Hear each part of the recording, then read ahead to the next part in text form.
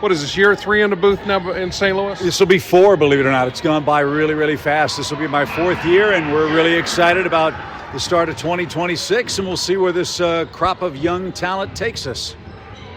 You know, I think the broadcast booth must be the fountain of youth, because when I see your age, I don't believe it. You seem like you're 35 up there.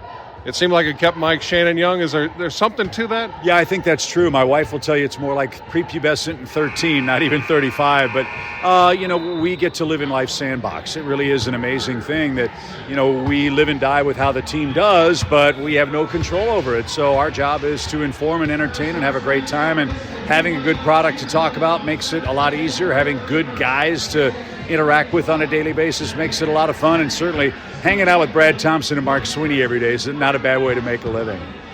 How do you hold off the trends of the time? It seems like there's less humor, more launch angle, more, the cool little, I know we don't use the term sabermetrics, but analytics stuff. How do you keep it old school? Well, first of all, because I'm old. But I think part of it is time of game. We don't have time to get into all that stuff. And sabermetrics and analytics and all those things certainly have their place in not just our sport, but all of them. But we just don't have the time to get into discussing that during a 20-second run of pitch by pitch. I'm all in favor of using that stuff. But I think for me, at least, my experience is when fans tune into a game, they want to have a good time. They want to know what happens with their team, and at the end of the day, they want to know if their favorite player got 2 hits, if their favorite pitcher won the game or lost the game, and why. They don't really give a crap about launch angle and how hard he hit it, because if it goes out of the ballpark, you can assume it was hit pretty hard. It's a little pet peeve of mine.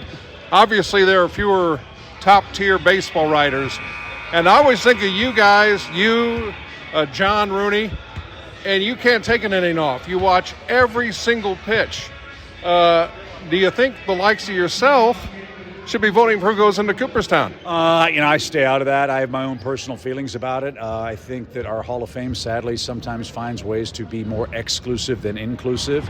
If I say anything about my dad, for example, it sounds biased, but I think he and Pete Van Wieren and Ernie Johnson should be in the Hall of Fame for their great work with Turner Broadcasting. And they only put one guy in a year.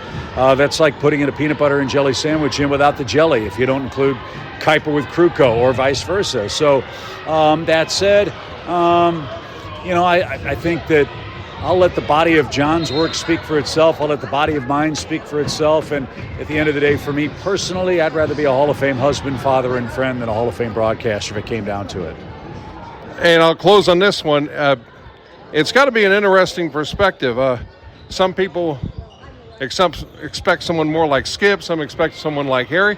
I can imagine it's been interesting just trying to say, no, I'm a different guy. I've got the family brand, but I have my own way. I'm really good at stealing quotes from other people, and a musician who I admire an awful lot wrote an autobiography, and the autobiography was titled Limited Edition of One, and I've really taken that to heart my entire life. And really the only advice my dad ever gave me, and to a lesser extent Harry gave me, was you got to be you.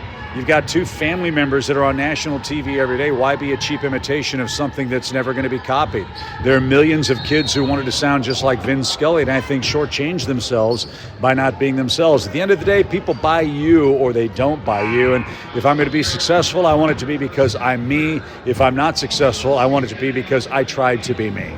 I lied. One more. Sure. How do you pick out the towns that are honored when we focus on the various fans in the game? Oh, man, a lot of scouting. We get the seating charts and we find out where fans from Springfield and Marion and Cape Girardeau sit, and every fan sort of catches the ball in a unique way. So Brad and I do a lot of studying to know exactly where everybody sits, and somehow, some way, we get it right more often than not. Well, look forward to another season. Thanks so much, Chip. My pleasure, Sean. Thank you.